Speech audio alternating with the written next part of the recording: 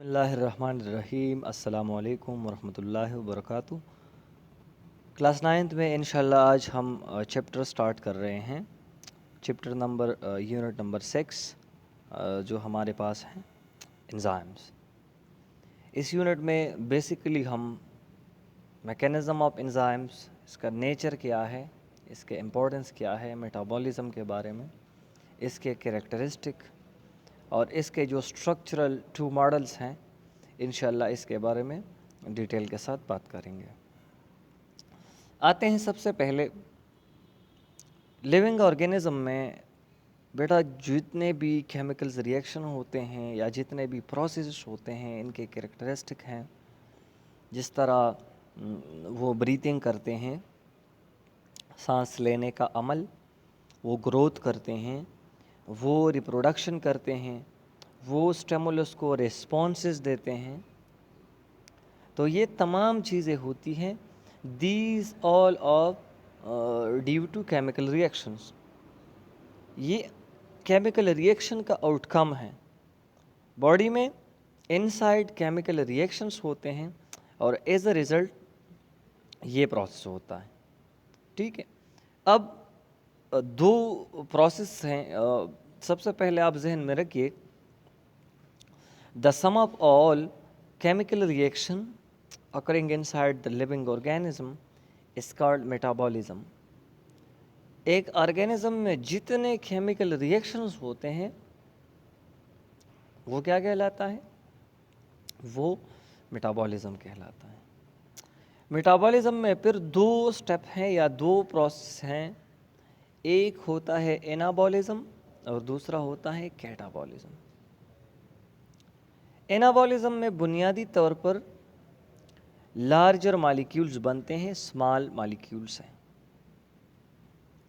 और इस तरह का रिएक्शन जो होता है, ये एग्जांपल हम लेते हैं फोटोसिंथेसिस, जहाँ पर सिंपल मॉलिक्यूल जिस तरह पानी, कार्बन डाइऑक्साइड वगैरह रिएक्ट करके ग्लूकोज यानी बड़ा कम्प्लेक्स मॉलिक्यूल बनाते हैं। इसके बरक्स जो कैटाबॉलिज्म का प्रोसेस है, इसमें बड़े लार्ज कम्प्लेक्स मॉलिक्यूल की ब्रेकडाउन होती है और वहाँ इनसे सिंपल मॉलिक्यूल्स बनते हैं। कौन से मॉलिक्यूल्स इससे बनते हैं? सिंपल मॉलिक्यूल इससे बनते हैं। ठीक है। तो ये प्रोसेस कहलाता है कैटाबॉलिज्म, जिसका एग्जांपल हमारे पास रेस्पिरेशन है, जहाँ पर ग्लूकोज की ब्रेकडाउन होती है with the help of oxygen and some other enzymes, water में, कार्बन डाइऑक्साइड में और एनर्जी। तो ये कैटाबॉलिज्म है। तो कैटाबॉलिज्म और anabolism both of these make what? Metabolism. ठीक है। जिस तरह आप यहाँ पर इस स्लाइड में देख सकते हैं कि जो फोटोसिंथेसिस का अमल है, ये प्रोसेस जो है, यहाँ पर ये कार्बन डाइऑक्साइड हैं, ये वाटर हैं, in the presence of sunlight और क्लोरोफिल ये कन्वर्ट हो जाता है ग्लूकोज में, ऑक्सीजन में और वाटर में। तो ये ग्लूकोज कम्प्लेक्स मॉलिक्यूल है, बड़ा मॉलिक्यूल। तो साइज़ में छोटे स्मॉलर मॉलिक्यूल्स कंबाइन हुए, उन्होंने बड़े मॉलिक्यूल को, mean that it is a formative process या it is a constructive process. तो ये पहला प्रोसेस हमारे पास क्या है? ये पहला प्रोसेस हमारे पास एनाबॉलिज्म है। दूसरा रेस्पिरेशन का जो अमल है, ये कैटाबॉलिज्म है। हमारे पास इस प्रोसेस में ग्लूकोज के साथ रिएक्शन करता है ऑक्सीजन और एज अ रिज़ल्ट यहाँ पर हमारे पास बनता है कार्बन डाइऑक्साइड, वाटर और एटीपी, एनर्जी। ठीक। तो ये वो प्रोसेस हैं जो मेटाबॉलिज्म और कैटाबॉलिज्म कहलाते हैं। एक्चुअली आते हैं अब एंजाइम्स की तरफ, जो हमारा चैप्टर है, यहाँ से स्टार्ट करते हैं इसको। एंजाइम्स क्या है? Enzymes are biological catalyst which speed up a chemical reaction within the body without getting consumed। Enzymes एक बायोलॉजिकल कैटलिस्ट है। एंजाइम्स वो चीज़ हैं जो लिविंग बॉडी में, लिविंग ऑर्गेनिज्म में एक रिएक्शन को स्पीड अप करते हैं विदाउट कंज्यूमिंग इन इट, इसमें कंज्यूम होने के बग़ैर। यानी एंजाइम उस प्रोसेस में खुद कंज्यूम नहीं होता, ओनली वो क्या करता है, वो केमिकल रिएक्शन को स्पीड अप करते हैं। जो मॉलिक्यूल, जो सब्सटेंसेस एंजाइम्स के साथ रिएक्शन करता है, इसके साथ रिएक्ट करते हैं, वो कहलाते हैं सबस्ट्रेट। और फाइनली हमारे पास उसी सबस्ट्रेट से जो चीज़ बनता है वो कहलाता है प्रोडक्ट। एंजाइम्स का वर्ड सबसे पहले 1878 में विल्हेल्म खोनी ने for the first time use किया, और ये एक बायोलॉजिकल कैटलिस्ट के तौर पर काम करता है। एंजाइम एक रिएक्शन को किस तरह स्पीड अप करता है, तो एक सिंपल प्रोसेस है कि एंजाइम्स उस रिएक्शन की एक्टिवेशन एनर्जी को कम करके प्रोसेस को स्पीड अप करते हैं। सबसे पहले एनर्जी, एक्टिवेशन एनर्जी है क्या? Activation energy is the amount of energy which break bond in the substrate and start the chemical reaction.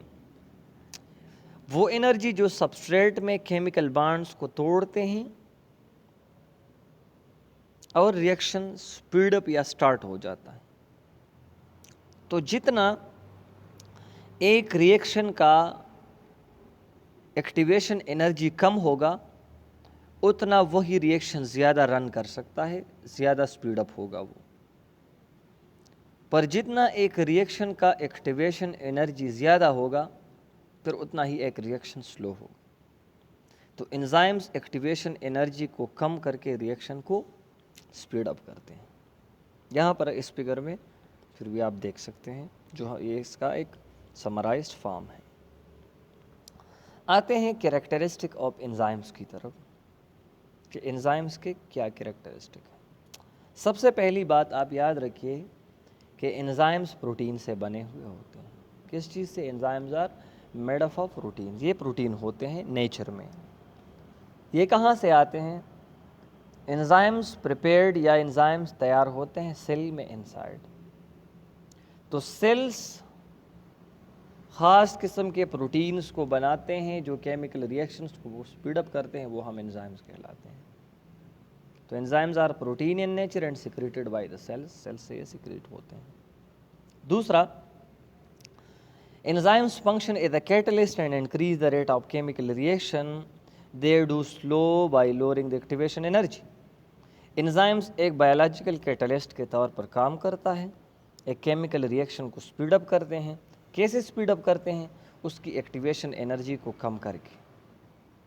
तीसरा, enzymes are specific in nature.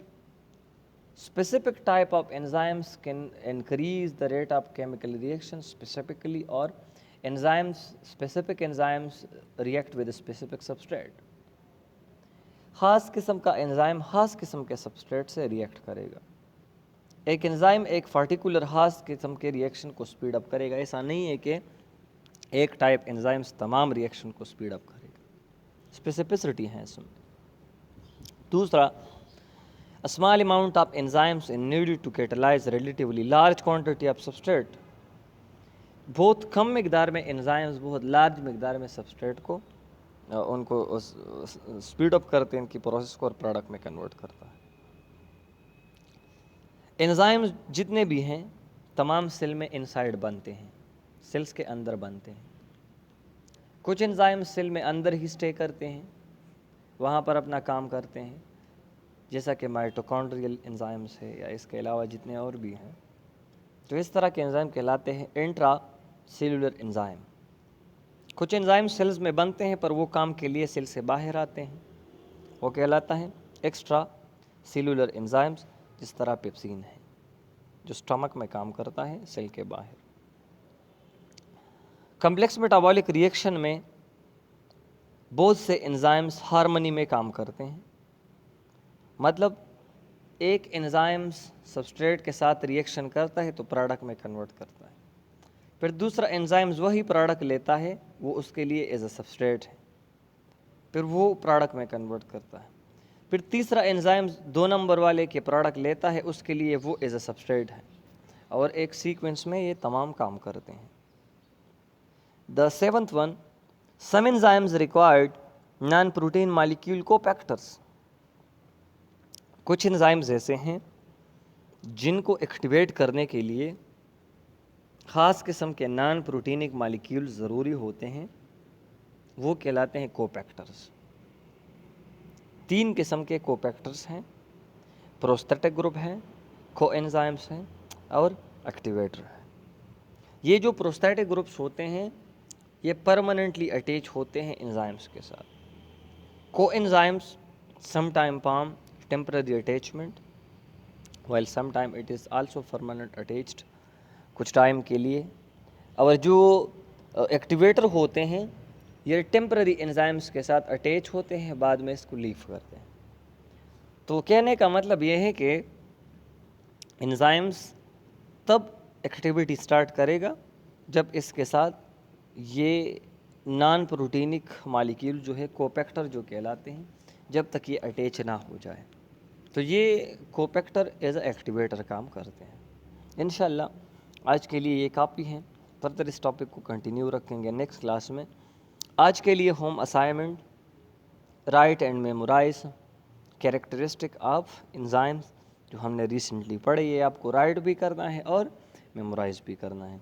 तो आज के लिए इंशाल्लाह ये काफ़ी होगा, फर्दर एंजाइम्स वाले चैप्टर को कंटिन्यू रखेंगे कमिंग क्लास में।